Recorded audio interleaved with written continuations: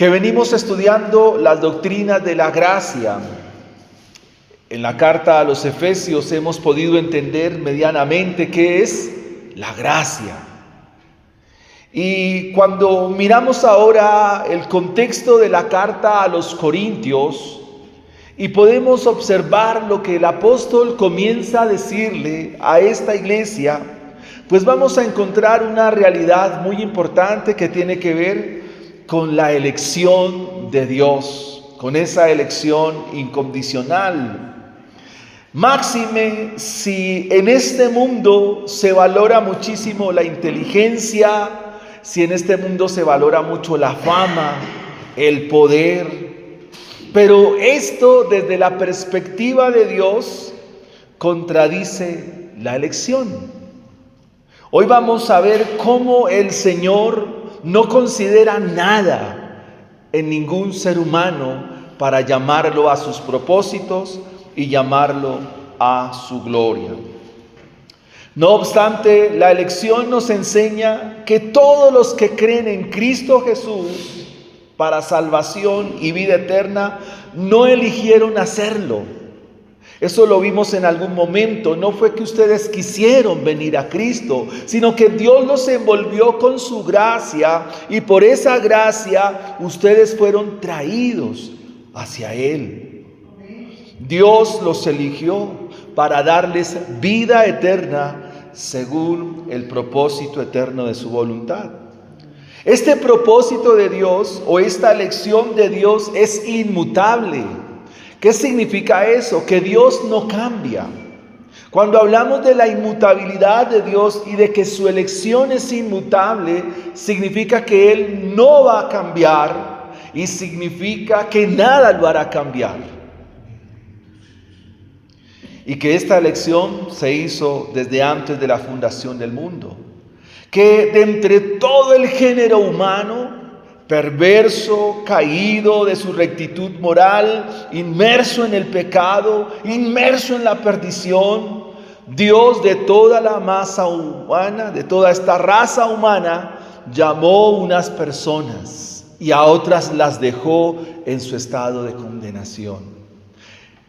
El ser humano, cuando nace, ya nace en condenación y no hay nada que hacer. Eso dice la Escritura. Ahora, ¿somos mejores que los demás? En ninguna manera.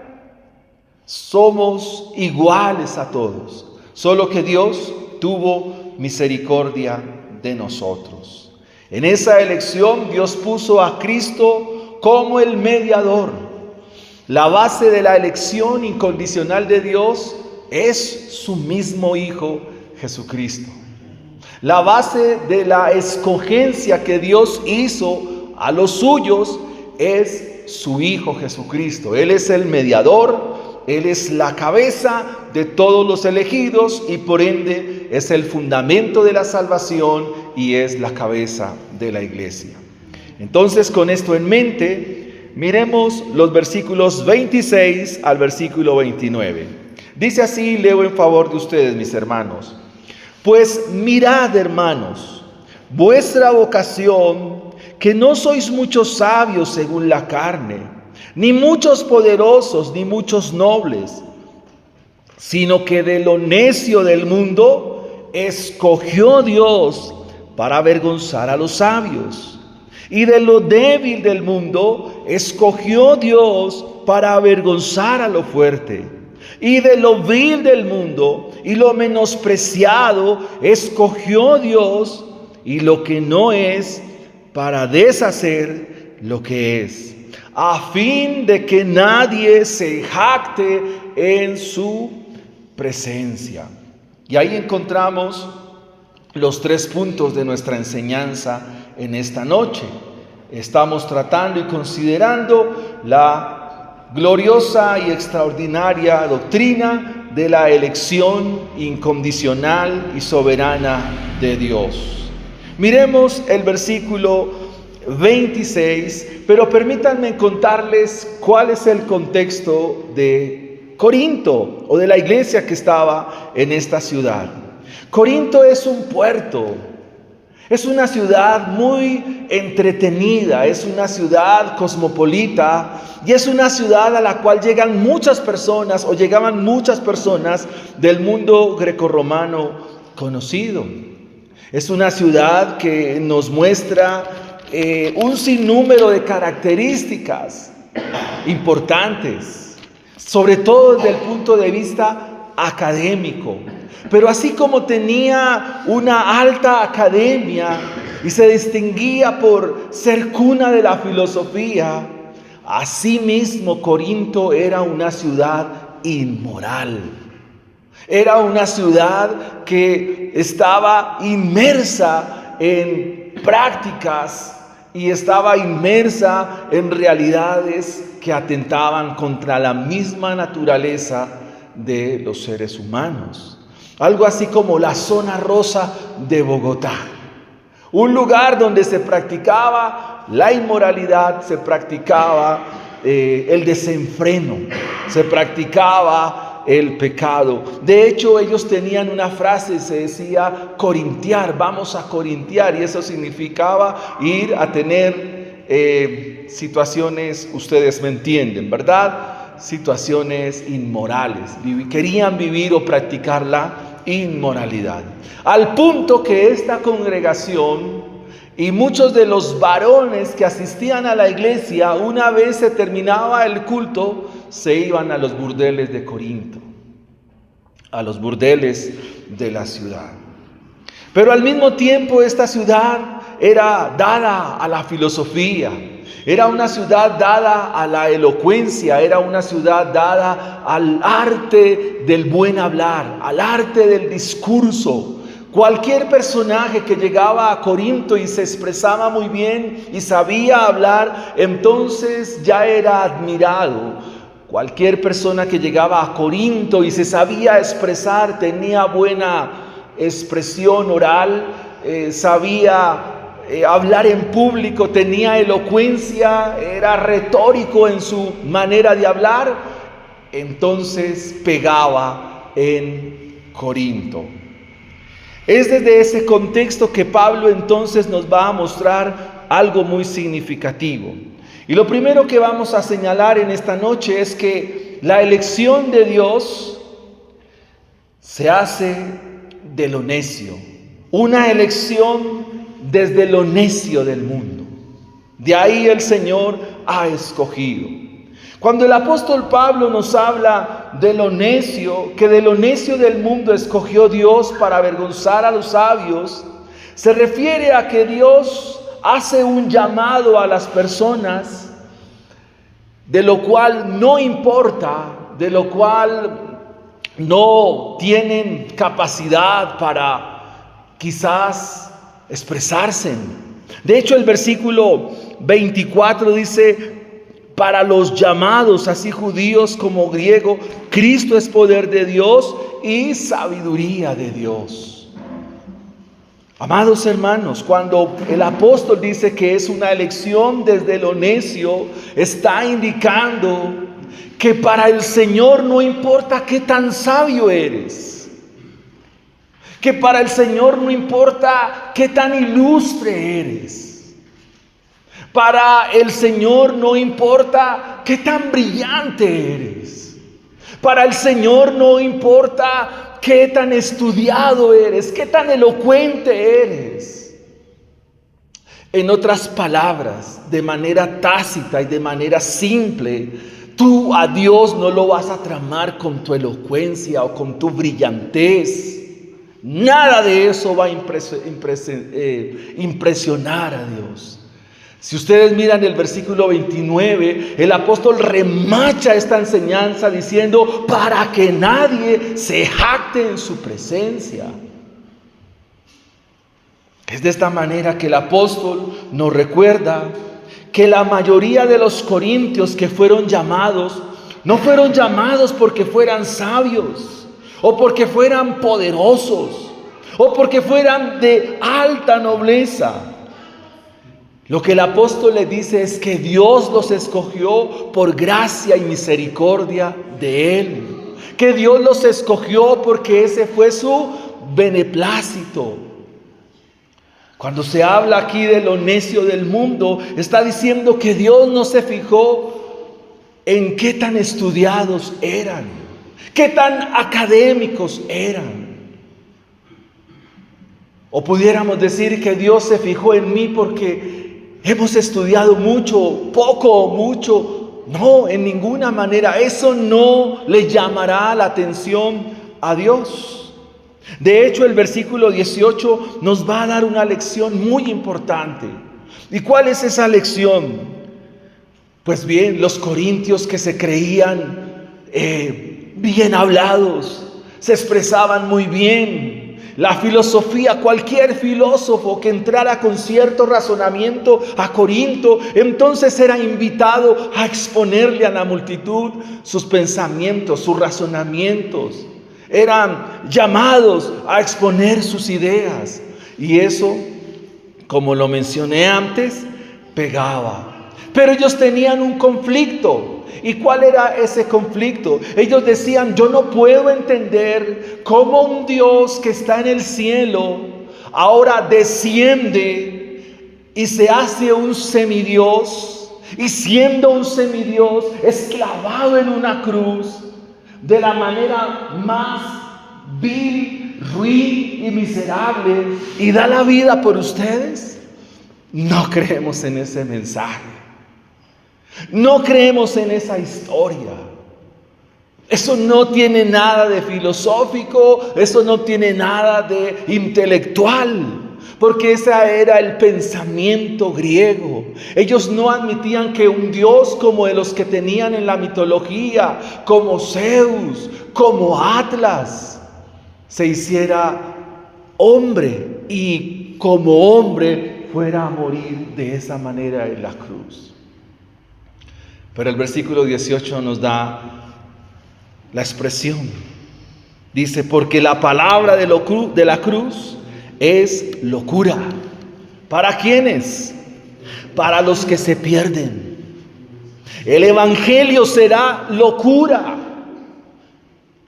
para el que sigue razonando de esta manera. El mensaje del evangelio será una locura para todo aquel que siga pensando así, y se perderá eternamente. Y eso muestra que la elección de Dios no está sobre su vida y camina rumbo al infierno, camina rumbo a la perdición. Le espera la peor de las miserias, le espera el peor de los caminos, le espera la peor de las tragedias. Es mejor no haber nacido, es mejor no haber venido a este mundo. Si la iglesia supiera cuán terrible y cuán horrendo es el infierno, todos caeríamos de rodillas ante la presencia de un Dios justo. Esto no es un juego. Pablo está siendo enfático a los corintios que se creían lo último, que se envanecían en sus razonamientos, que su elocuencia los llevaba a la admiración. ¡Oh, qué bien habla! ¡Oh, qué bien se expresa! ¡Qué bien habla! Amados hermanos, el mensaje de la cruz va a ser locura cuando se presenta como lo presenta el apóstol, porque la palabra de la cruz es locura. Pero para los que se salvan, esto es a nosotros, es poder de Dios. La palabra poder aquí es la palabra griega dunamis, que significa dinamita. Es el mismo poder de Dios haciendo de las suyas en medio de una sociedad que se engrandece en una sabiduría que en el infierno no le servirá de nada. ¿De qué sirve la filosofía de la cual beben tantas iglesias? Toda la perdición que tenemos en nuestros días. La iglesia se ha vuelto en nuestros días porque ha querido beber más de Platón, Sócrates y Aristóteles. En la iglesia hay mucho cristiano seguidor de estos filósofos. dejamos de ser bíblicos, dejamos de acudir a la sabiduría divina. Así que el apóstol le dice, miren, de lo necio del mundo escogió Dios, para que esos que se creen lo último, para esos que el mensaje de la cruz les es tropezadero, más bien puedan alabar al Señor y por esa elección de Dios puedan avergonzar a los sabios. Dios avergüenza a los sabios. Mire, amados hermanos, cuando leemos estas palabras de la elección de Dios, de la elección incondicional de Dios, debemos saber en dónde es que realmente estamos parados como iglesia. Yo no sé si ustedes son salvos, yo no lo sé. Pero mi deber como pastor, mi deber como ministro del Evangelio es decirle a usted la verdad como es. No son titubeos, no son dilaciones de un mensaje. En los Estados Unidos, hacia 1846, el gran predicador Jonathan Edwards llegó a una congregación en Connecticut y allí se dice que la iglesia vivía liviana, que la iglesia vivía en el desorden. Y el predicador les dio un sermón que se llama Pecadores en las manos de un Dios airado. Y fue tanto el impacto del mensaje que las personas se comenzaron a abrazar de las columnas del templo y le gritaban a Dios: Dios, no nos envíes al infierno, perdónanos, ayúdanos. Suplicaban el perdón de Dios, suplicaban la misericordia de Dios y gritaban porque sentían las mismas llamas del infierno en el templo. Y eso debe llevarnos a pensar en esta noche acerca de si realmente yo soy un escogido de Dios. Si realmente yo amo la sabiduría de Dios y por medio de esa sabiduría, entonces Dios avergüenza a los sabios. La elección que Dios hace es una elección para nosotros extraña, hermanos. Es muy extraño Dios. Dios es incomprensible, porque pareciera ser que esta gente brillante que vivía en Corinto, esta gente tan estudiada, pudiéramos decirlo así, como que eso llamaría la atención de Dios. Y quiero darte un ejemplo como aplicación. Algún día que Dios me permitió ir a los llanos, hacer misiones en un lugar que se llama Casibare. Es un lugar entre el Meta y el Guaviare. Un lugar tan lejano, tan lejano. Salía 4:30 de la mañana acá en el CAI de Yomasa, en Flota La Macarena. Más o menos en Granada Meta estaba llegando como 9:30. Y de Granada Meta hasta allá llegaba a 6 de la tarde. Pero allá había una congregación. Y habían campesinos de sombrero, de a caballo, que quizás no tenían mayor conocimiento alguno, algunos escasamente su primaria, pero creían al Evangelio. Esas personas son las más sabias de esta tierra, porque tienen la mejor sabiduría de este mundo, la sabiduría que proviene del Evangelio. Eso es lo que Pablo quiere enseñar en este punto. Cuando habla que de lo necio, significa que de las personas simples, de las personas llanas, de las personas, lo que llamamos personas de a pie, Dios llamó para avergonzar a los que se creen lo último, a los que se creen la última Coca-Cola del desierto. En Boyacá tenemos una iglesia que se llama el Campo Blanco de Maciegal. Es una congregación de una vereda del municipio de San José de Pare. Está al cuidado de la congregación Yomasa con el pastor Víctor. Y allá también llegan campesinos a la iglesia. Y llegan de esta manera y vienen desde tan lejos. Pero vienen a congregarse y vienen a bendecir al Señor. Y vienen a amar al Señor, a seguirlo amando. ¿Y por qué lo pueden hacer? Porque son escogidos de Dios. Y porque de esta manera expresan su amor al Señor.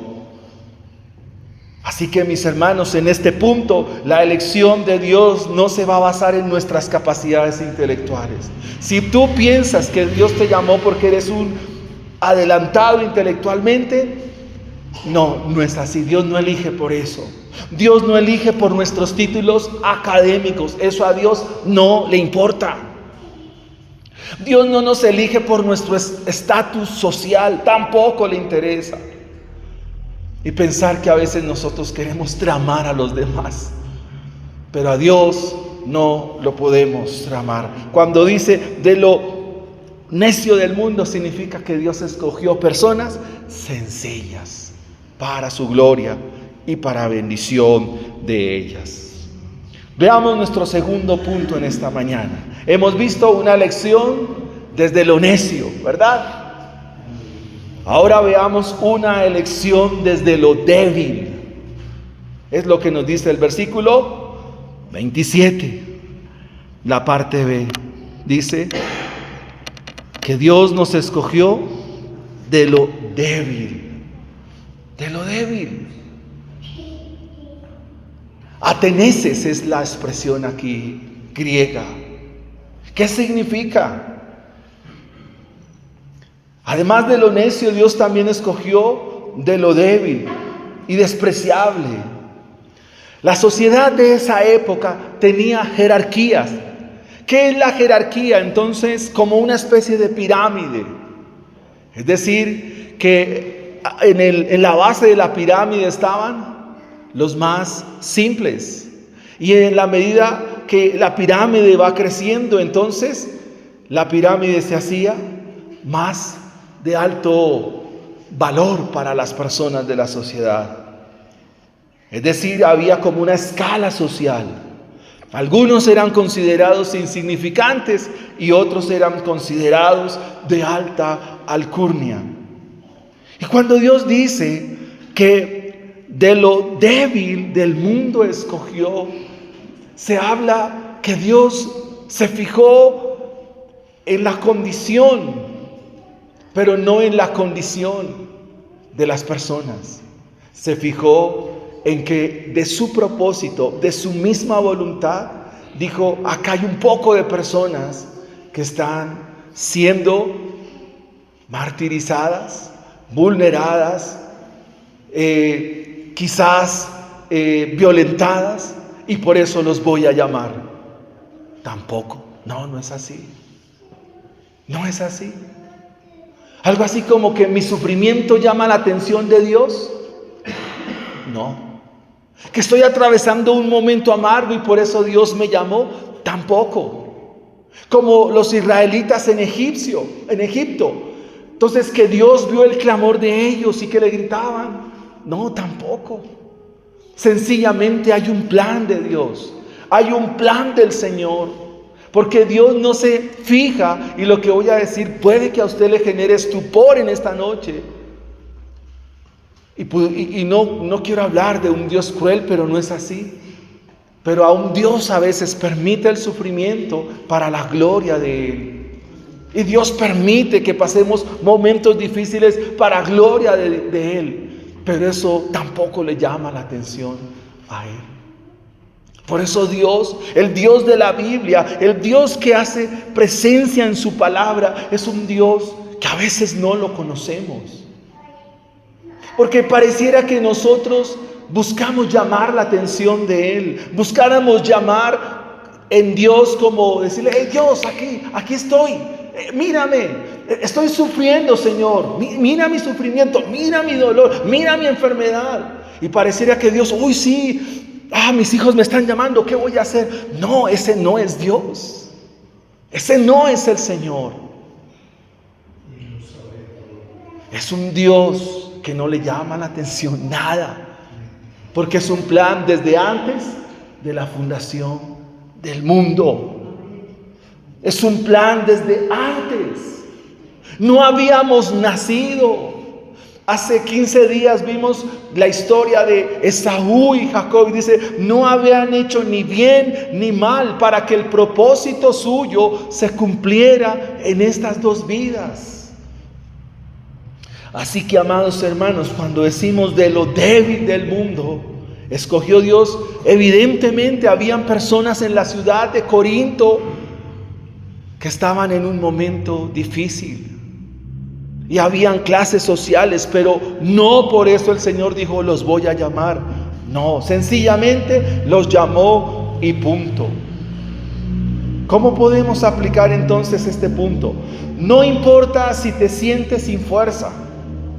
No importa si te sientes con fuerza. No importa si estás influenciado por el mundo o no. No importa si eres despreciado o no. Sencillamente Dios te llamó y no depende ni de tus influencias, no depende de tu estatus, no depende de si tienes palanca para con Dios. ¿Qué es la palanca? ¿Qué es tener palanca? En el ejército le llamamos vara, los que prestaron servicio militar. Es decir, que yo tengo a alguien allá que me arrastra o me acerca. Tienen palanca, son llamados por medio de ese intermediario como que le facilita la entrada. Y no es así. No es así, mis hermanos. Así que de lo necio del mundo escogió Dios para avergonzar a los sabios. De lo débil del mundo escogió Dios para avergonzar ¿a quiénes? A lo fuerte, dice el texto. O sea, como yo soy el más fuerte de todos, Dios me tiene que llamar por eso, y no es así. Pero viene un tercer punto, amados hermanos, y es que Dios también escogió de lo vil y lo menospreciado. ¿A qué le suena la palabra vil?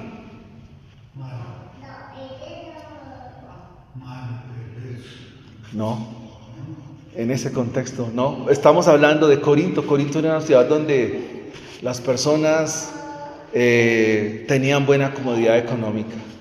No estamos hablando. La palabra aquí, vil, se refiere a personas no nobles.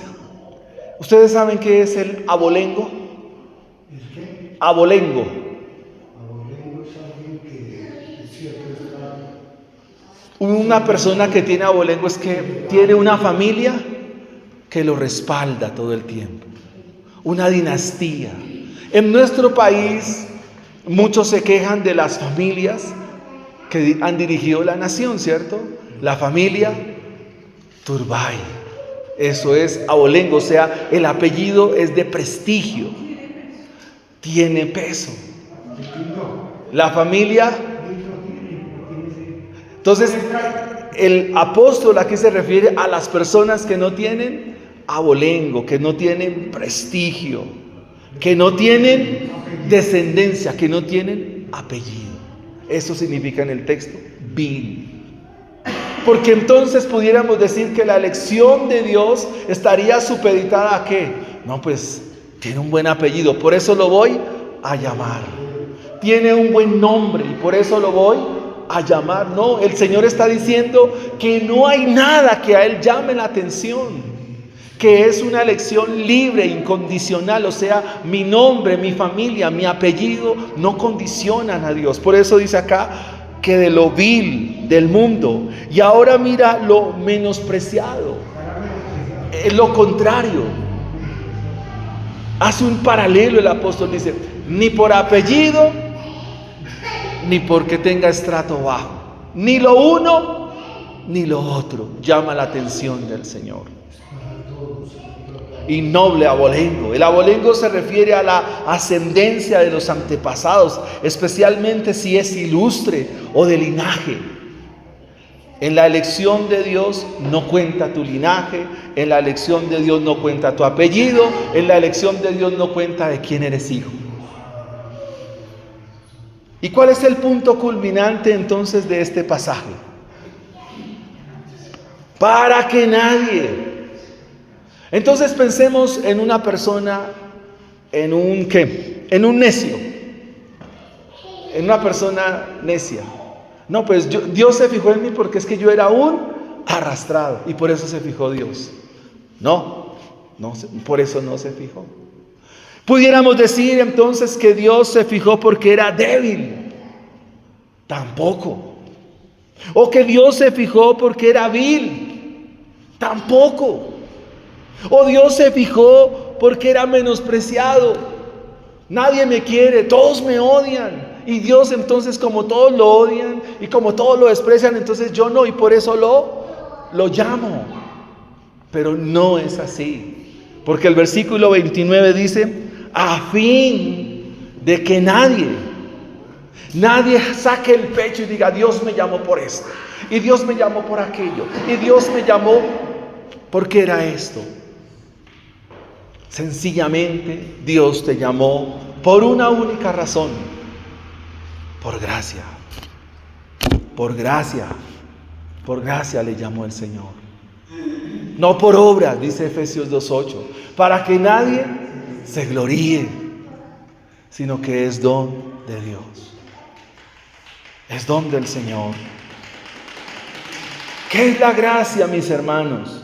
Una vez más pensando en estos criterios, mis amados hermanos, ¿qué es la gracia de Dios? ¿Qué es la gracia del Señor? Todos nosotros hemos pecado. Si usted es consciente de tu pecado, entonces creo que te ha alcanzado la gracia. Porque el mayor problema que todos nosotros tenemos es que hemos pecado. Los corintios tenían un pecado muy notable, aparte de su inmoralidad, y era la soberbia y la arrogancia a causa de lo que sabían. Porque era una ciudad muy intelectual. Era una ciudad donde abundaba mucho lo que hemos mencionado, el buen hablar. Y ese es un pecado. Pero cuando hablamos de la gracia de Dios y hablamos de que la elección es por gracia, significa que a pesar de que eres pecador, Dios no te pagó conforme a ese pecado, sino que te bendijo por la gracia de Él. Pero esa gracia para Dios tuvo un costo. El costo lo pagó su Hijo Jesucristo. Miren, amados hermanos, cuando nosotros pensamos en la doctrina de la elección incondicional, yo puedo decirles, sin temor a equivocarme, que es la doctrina más lógica en cuanto a la salvación en todas las Escrituras. Porque si ustedes son conscientes y de verdad revisan la Biblia de principio a fin, realmente, ¿qué hay en nosotros, amados hermanos, que pueda llamar la atención de un Dios? ¿Qué hay realmente en mi vida? ¿Acaso mis oraciones pueden hacer algo con la persona de Dios? Si la oración está en línea con la voluntad del Señor, es probable que el Señor responda a esa oración. Es probable que el Señor lo haga. Pero si no es así, podemos decirle muchas cosas, podemos recitarle muchos salmos, podemos recitarle libros enteros de la Biblia. Pero recuerden que Dios no es hombre para que mienta, ni hijo de hombre para que se arrepienta. Amados hermanos, cuando miramos la doctrina de la elección incondicional, tenemos que tener en cuenta que esta elección es soberana y que lo único que te corresponde a ti es glorificarle y vivir en Él para siempre. El Catecismo Menor de Westminster, en su pregunta número 1, dice: ¿cuál es el fin principal del hombre? O sea, ¿cuál es la esencia de venir a este mundo? Gozar de Dios, glorificar a Dios y deleitarse en Él para siempre. Esa es la idea. Que tú glorifiques a Dios, que tú lo glorifiques y que te deleites en Él. ¿Y cómo se deleita un hombre en Dios? Por medio de la persona de su Hijo Jesucristo. Solo en Él vas a encontrar. Esta porción no aplica o no está aplicando para los indigentes o para los habitantes de calle. Yo recuerdo que en algún momento se subían a predicar y decían, porque de lo más vil, de lo menospreciado, escogió Dios para avergonzar a los sabios. No, no habla de eso. Habla de un estrato que quizás pudiera llamar la atención de Dios. Pero no es así, amados hermanos. Está diciendo que no hay nada en el ser humano que llame la atención del Señor, porque no hay nada en nosotros. Como diría un predicador de hace mucho tiempo atrás, lo único que todos nosotros aportamos para nuestra salvación es el pecado. Eso es lo único que tú aportas para la salvación de tu alma. Tus pecados horrendos, tus pecados terribles, tus pecados que nadie ve, tu soberbia, tu arrogancia, tu altivez. Eso es lo que tú siempre le presentas a Dios. Pero Dios envió a su Hijo Jesús para que todo eso que hay en tu mente, todo eso que tú a veces piensas, lo inconstante que tú eres, lo arrogantes que somos, lo soberbios que somos, lo infieles que somos. Si te conectáramos a ti a una pantalla de Videobeam y comenzáramos a mostrar todo lo que hay en nosotros, nos escandalizaríamos. Dios, si revelara su corazón y mostrara su vida en una pantalla, tú vomitarías de lo terrible que es tu corazón. Te causaría náuseas, porque ese es nuestro corazón, esa es nuestra vida. Si Dios viera el trato que tú tienes para con tu esposa, si Dios viera el trato que tú tienes para con los tuyos, si tú vieras lo inmisericordia que eres, si tú vieras las palabras que tú hablas, bueno, Él las escucha, pero si no las pudiera notificar a nosotros, hermanos, estaríamos perdidos. Terminemos con lo que dice el Salmo 130. Y para ustedes que están en casa también. Y veamos, la gracia está en toda la Biblia, mis hermanos. En toda la Biblia está la gracia de Dios. Salmo 130. El salmo del gran reformador Martín Lutero. Salmo 130, versículo 3. ¿Qué dice? Señor, si tú mirares los pecados, ¿quién, oh Señor, podrá mantenerse? ¿Quién de nosotros puede pararse y decir, Señor, yo me puedo parar delante tuyo? ¿Quién? ¿Tú puedes?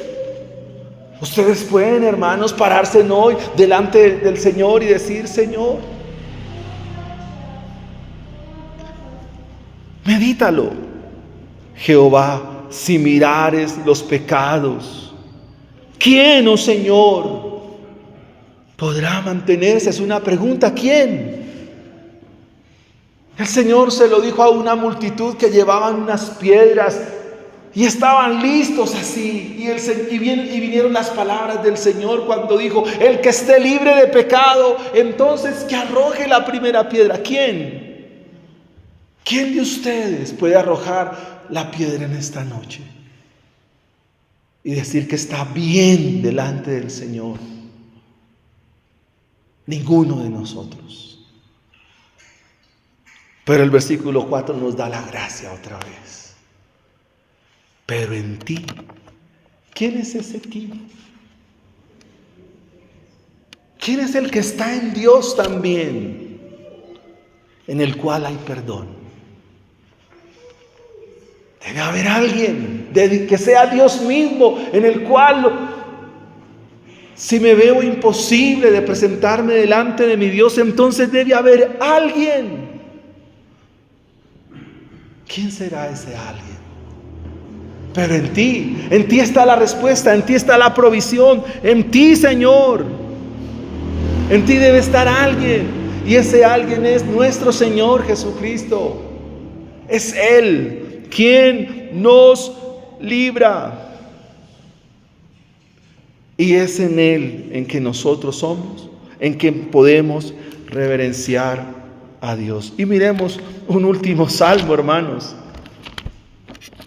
De los libros que más muestran la gracia de Dios es el libro de los Salmos. Hoy meditábamos con las niñas, con mis hijas, el Salmo 15. Salmo 15, mis hermanos. Jehová, pregunta el salmista, ¿quién habitará en tu tabernáculo? ¿Y quién morará en tu santo monte? El que anda en integridad, el que hace justicia, el que habla verdad en su corazón, el que no calumnia con su lengua, ni hace mal a su prójimo. La pregunta es, ¿calificamos? ¿Somos íntegros de verdad, verdad? ¿Somos justos de verdad, verdad? Hermanos, por lo menos yo no lo soy. No aplico aquí. Aún me falta. Entonces debe haber uno que sí pudo entrar a ese lugar santo. Hubo uno en cuya boca no hubo engaño, ni hubo maldad en su corazón. Se llama Jesucristo. Él sí. En Él es que somos escogidos de Dios. Pongámonos en pie, mis hermanos, y démosle gracias al Señor en esta noche.